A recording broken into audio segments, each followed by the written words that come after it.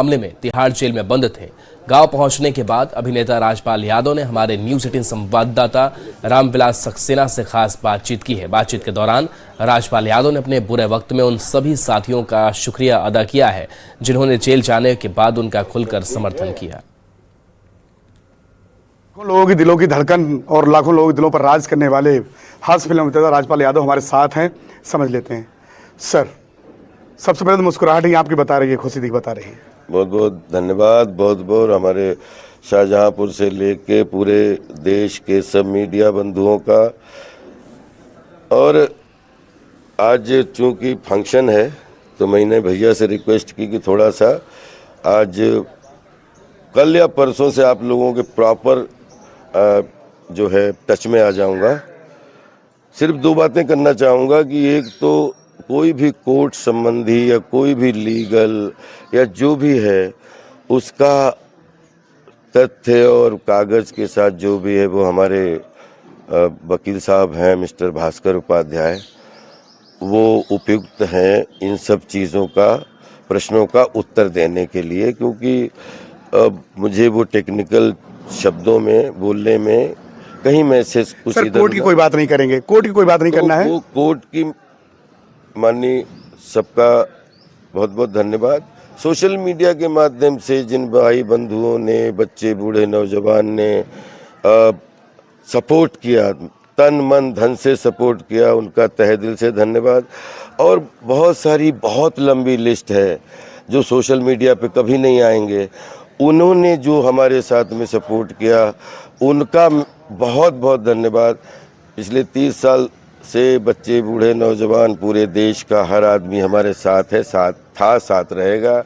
और बाकी आप सर, सकते हैं लाखों लोग ऐसे हैं जो बेहद दुखी हैं, जो ऐसा वक्त उन्हें लम्हा सुनने को मिला, बेहद दुखी हैं, परेशान हैं, जिनके दिलों पर आप राज करते हैं। क्या कुछ उनके लिए संदेश है? दुखी क्यों है? ये तो कोई भी जीवन झंझावातों का होता है और उसमें दुनिया के जीवन में जितने भी आज सौों साल से, चाहे कोई नेता हो, चाहे कोई अभिनेता हो, चाहे कोई व्यापारी हो, चाहे कोई खिलाड़ी हो, चाहे कोई कंपनी हो, चाहे कोई भी देश हो, जो कुछ अच्छा करने की कोशिश करते हैं तो उसमें बहुत सारे मतांतर, बात विवाद और सब पैदा होते हैं।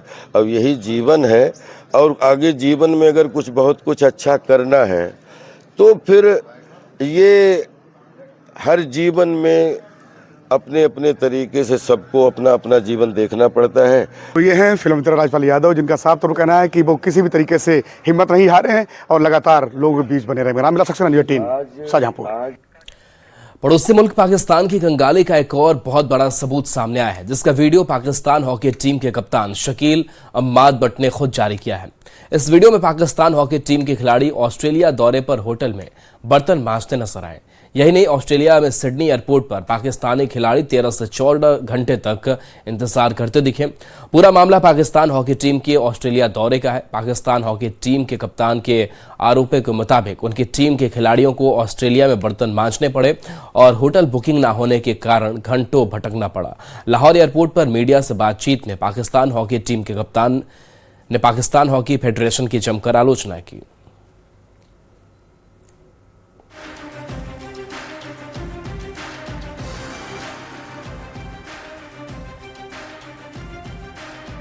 जिन हालात में मेरी टीम ने परफॉर्म किया, मैं अल्हम्दुलिल्लाह उस पर आज भी स्टैंड करूंगा और कल भी स्टैंड करूंगा।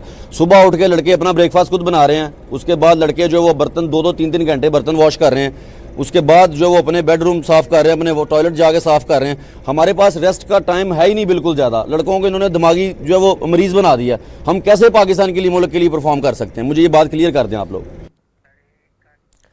पाकिस्तानी कैप्टन के मुताबिक उनकी टीम को सिडनी एयरपोर्ट पर 13 से 14 घंटे तक इंतजार करना पड़ा। इसके बाद जब टीम कैनबरा पहुंची तो वहां पता चला कि होटल की बुकिंग ही नहीं हुई थी।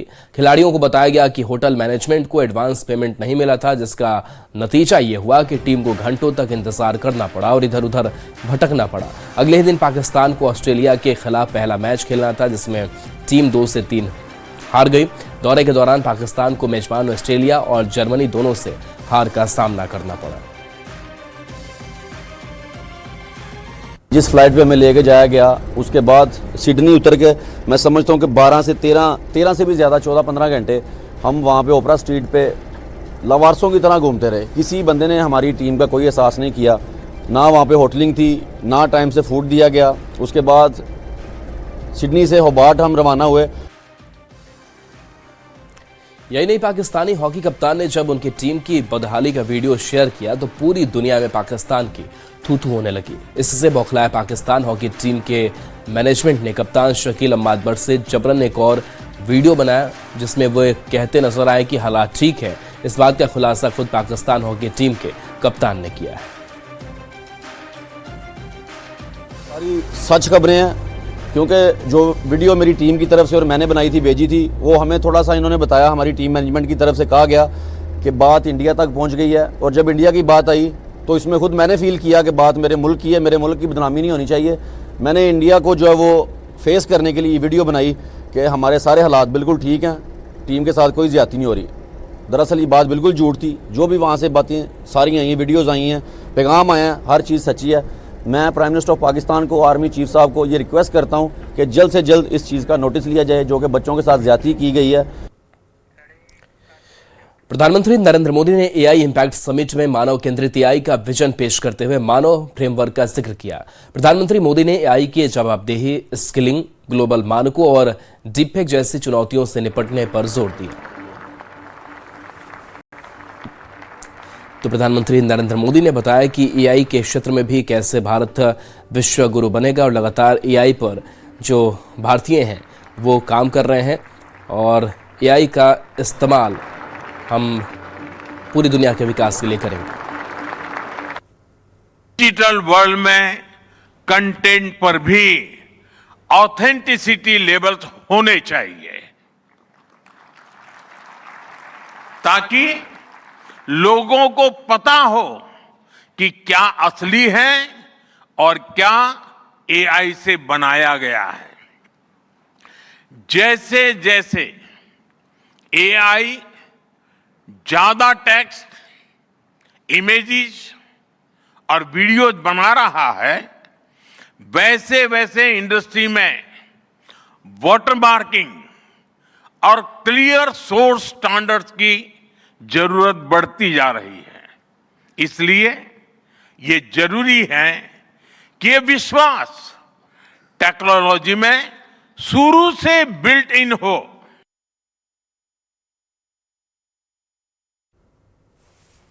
डिजिटल वर्ल्ड में कंटेंट पर भी ऑथेंटिसिटी लेवल्स होने चाहिए। New Delhi AI impact summit में मैं एआई के लिए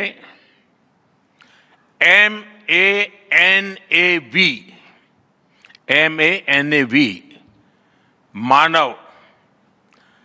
मानव विजन प्रस्तुत करता हूं। मानव का अर्थ होता है ह्यूमन और मानव विजन कहता है M moral and ethical systems, यानी एआई एथिकल गाइडेंस पर आधारित हो। A अकाउंटेबल गवर्नेंस, यानी transparent rules, robust oversight. N national sovereignty, यानी जिसका डेटा उसका अधिकार। A एक्सेसिबल एंड इंक्लूसिव, यानी एआई मोनोपोली नहीं, मल्टीप्लायर बने। V वैलिड एंड लेजिटिमेट, यानी एआई लॉफुल और वेरीफाइबल हो। भारत का ये मानव विजन पीएम ने आर्टिफिशियल इंटेलिजेंस के भविष्य के लिए एक ह्यूमन सेंट्रिक विजन बनाने और तेजी से उभरती टेक्नोलॉजी के डेमोक्रेटाइजेशन और सबको साथ लेकर चलने की अपील की। प्रधानमंत्री ने कहा कि सबकी भलाई और सबकी खुशी हमारा बेंचमार्क है। इंसानों को एआई के लिए सिर्फ डेटा पॉइंट या रॉ मटेरियल नहीं बनना चाहिए। साथियों, भारत एआई को किस दृष्टि से देखता है, उसका स्पष्ट प्रतिबिंब इस समिट की थीम में है। सर्वजन हिताय, सर्वजन सुखाय, welfare for all, happiness of all, यही हमारा बेंचमार्क है।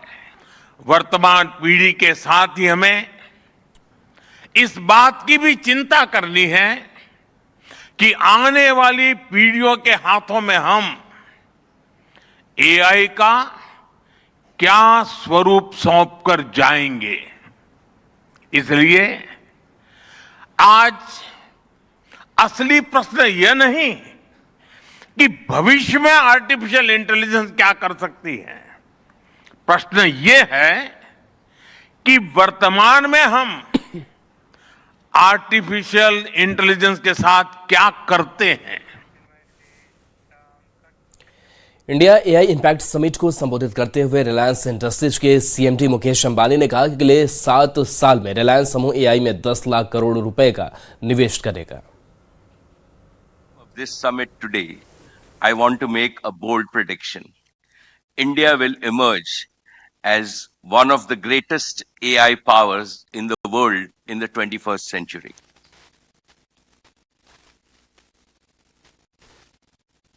My confidence is validated by an undeniable truth. In the coming decades, no country in the world can match India's strength in demography, democracy, development, digital infrastructure, data generation, AI harvest. Let me begin, as was said many times this morning, what India has achieved in the past 10 years. First, India is the world's largest mobile data consumer. Nearly 1 billion internet users, data costs among the lowest globally, and in terms of quality, there is no difference between Delhi and the remotest Indian village. Second, Aadhaar, 1.4 billion digital IDs. Third, UPI processes over 12 billion transactions monthly. Fourth, India ranks among the top 3 startup ecosystems with 100,000 startups and 100 plus unicorns. Fifth, India's secure and inclusive digital public infrastructure stack is now being adopted by countries around the globe. Friends, in all humility, I wish to state that Jio, with over 500 million loyal subscribers, was privileged to play a leading role in this transformation across broadband, 4G, 5G, and home connectivity. With equal humility, I would like to announce that Jio will play an even bigger role in India's AI transformation. Today, on behalf of the Reliance Group, from the podium of this summit today, I want to make a bold prediction.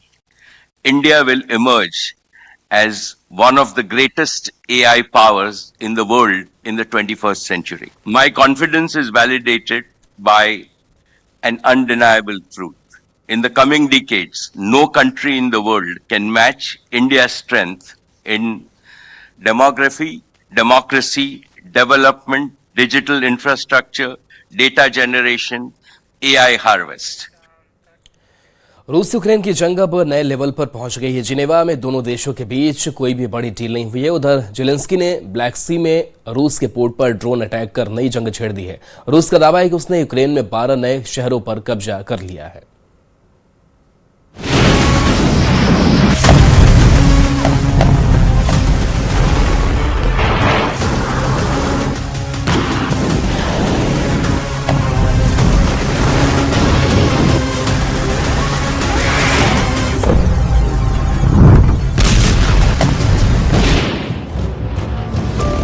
काला सागर की जंग में आग, Kyiv में Zelensky से हो गया धोखा।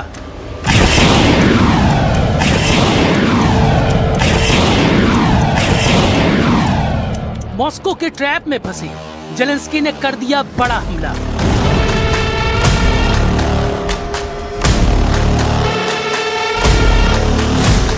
रूस यूक्रेन जंग में ट्रंप की हो गई सबसे बड़ी हार।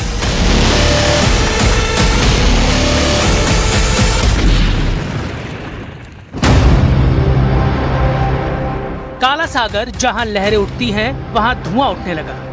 यूक्रेन ने रूस के पोर्ट पर ऐसा अटैक किया कि ऑयल टर्मिनल आग की लपटों से धधकने लगा। दावा है कि सैकड़ों किलोमीटर उड़कर यूक्रेन के ड्रोन सीधे ब्लैक सी पोर्ट पर गिरे। टारगेट पर थे तेल स्टोरेज टैंक। आग ऐसी लगी कि बंदरगाह से धुएं का गुबार आसमान में चीरता हुआ दिखाई दिया। ये सिर्फ रूस पर हमला नहीं था, यह हमला रूस की आर्थिक रीढ़ पर बहुत बड़ी चोट है। काला सागर अब सिर्फ समुद्र नहीं है, यह रूस यूक्रेन जंग का वो मोर्चा है जिसके कई साझेदार हैं। यह हमला सिर्फ बंदरगाह पर नहीं, क्या रूस की तिजोरी पर वार है? यूक्रेन के ड्रोन ने सिर्फ आग नहीं लगाई, क्या मॉस्को को और भड़का दिया? ये वार मिसाइल से हुआ, क्या यूक्रेन ने क्रेमलिन को और कुरेद दिया है?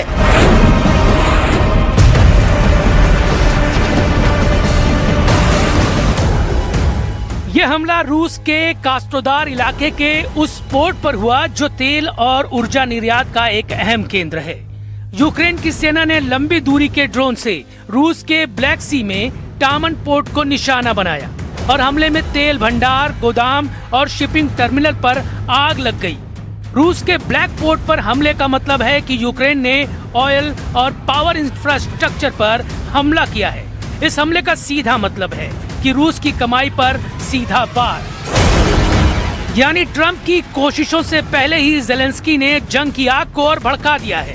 यह हमला ऐसे वक्त में हुआ जब ट्रंप जिनेवा में दोनों देशों को शांति की मेज पर एकजुट करने में लगे हुए थे। ये पहला मौका है जब ज़ेलेंस्की ने साफ संदेश देने की कोशिश की। वो बातचीत के लिए तैयार है, लेकिन उसकी ताकत को कम नहीं आंका जा सकता। दक्षिणी रूस में एक तेल टर्मिनल और अस्थायी रूप से कब्जे वाले क्रीमिया में मौजूद पांचसीर S-1 एयर डिफेंस सिस्टम को निशाना बनाया गया है। जापोरिजिया और डोनेस्क के बाद ब्लैक सी जंग का नया मोर्चा बन गया है। यूक्रेन का ड्रोन अटैक रूस के उस हमले का जवाब है जिसमें मॉस्को ब्रिगेड ने यूक्रेन में बड़े पैमाने पर ऊर्जा और पावर ग्रिड पर अटैक किए। यूक्रेन ने साफ लफ्जों में कहा कि उसने जो लंबी दूरी के ड्रोन का इस्तेमाल किया, उसका मकसद रूस की तेल आय और आर्थिक ताकत को कमजोर करना है। Сторонник з Америкою Росія зустрічає ударом. Це дуже чітко демонструє, чого Росія хоче і на що вони налаштовані. Було ще майже 400 дронів, загроза ударів не зникає, холодна погода сама по собі приваблює Росію, і вони і далі будуть намагатись поставити зиму на службу.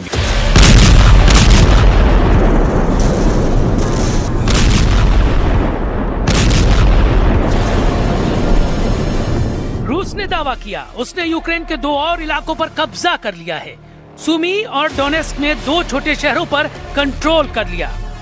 हालांकि यूक्रेन ने रूस के दावों को खारिज कर रूस की सेना पर पलटवार का दावा किया। क्रेमलिन के मुताबिक रूस की सेना ने यूक्रेन के पावर और ट्रांसपोर्ट सिस्टम को निशाना बनाया, जिसका इस्तेमाल यूक्रेन की सेना कर रही थी।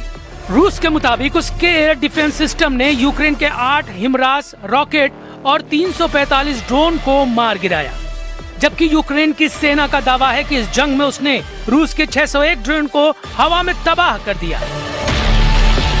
Були застосовані сьогодні тисячі компонентів, які Росія сама не виробляє. 5 «Іскандерів-М» – це щонайменше 75 критичних компонентів неросійського виробництва. 3 ракети Х-101 – це майже 160 компонентів, які Росія не може сама замінити. Кожен шахет – це сотні таких компонентів, які завозяться в Росію з інших країн.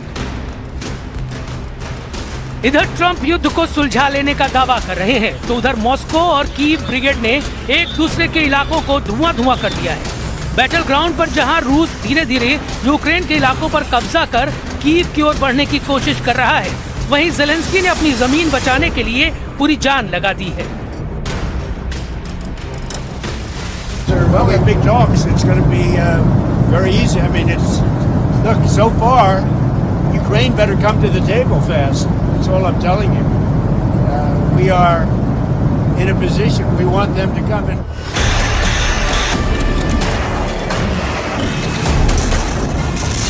रूस और यूक्रेन जंग को रोकना अब ट्रंप की साख का सवाल बन गया है। ट्रंप शुरू से खुद को विश्व का शांति दूत बताते आ रहे हैं, लेकिन रूस और यूक्रेन में फिर से भड़की जंग ट्रंप की साख की अग्नि परीक्षा है। इस जंग के आगे बढ़ने से सीधे डील मेकर ट्रंप की छवि के लिए बड़ा झटका है।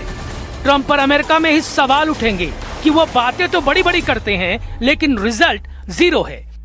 अगर ये युद्ध आगे बढ़ता है तो अमेरिका को इसमें और पैसा और संसाधन झोंकना पड़ेगा।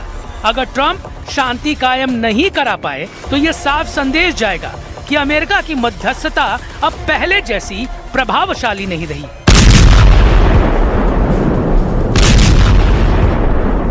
Ми діємо завжди дзеркально. Ми захищаємо свою державу, свою незалежність. Так само ми готові швидко рухатись до достойної угоди про завершення війни.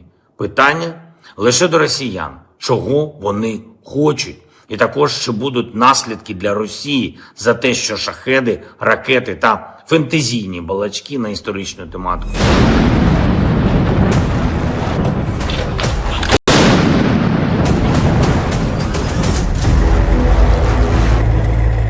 उधर इस जंग में जेलेंस्की को नया साझेदार भी मिल गया है। रूस के ड्रोन अटैक से बचने के लिए यूक्रेन ने फ्रांस की तोपों को इंस्टॉल करना शुरू कर दिया है। बैटल ग्राउंड पर यूक्रेन ने फ्रांस से बनी सीजर होवित्जर तोपों का इस्तेमाल किया। ये तोपें टैंक जैसी भारी तो नहीं, लेकिन तेजी से पहियों पर चलने वाली आर्टिलरी की तरह इस्तेमाल होती हैं। सीजर की मारक क्षमता इसकी सबसे बड़ी ताकत है।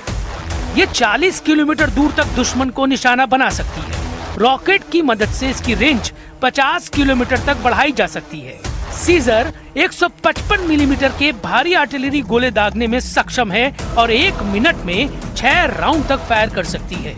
बैटल ग्राउंड पर इसका इस्तेमाल दुश्मन की तोपों को चुप कराने के लिए होता है। मतलब आर्टिलरी से फायर करो, 60 सेकंड में पोजीशन बदलो और दुश्मन की जवाबी फायरिंग से बचो। यूक्रेन की सेना दक्षिण पूर्व जापोरोजिया में छिपे हुए ठिकाने से इसका इस्तेमाल रूस की मिलिट्री पर कर रही है।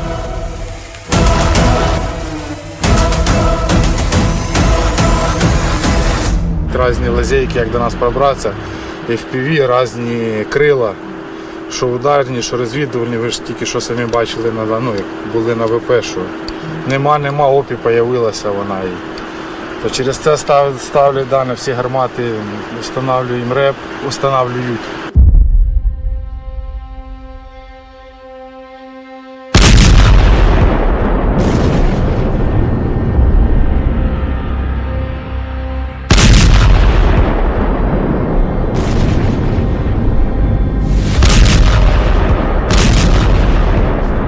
मॉस्को ब्रिगेड का दावा है कि फरवरी में उसने यूक्रेन के 12 इलाकों पर कब्जा कर लिया है।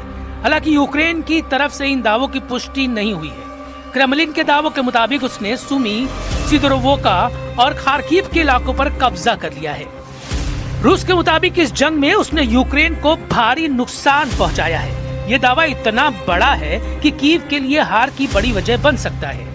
रूस के रक्षा मंत्रालय के मुताबिक अब तक उसने यूक्रेन के 670 विमान, 283 हेलीकॉप्टर, 650 मिसाइल सिस्टम और 1,14,000 से ज्यादा ड्रोन को तबाह कर दिया है। छोटे से ब्रेक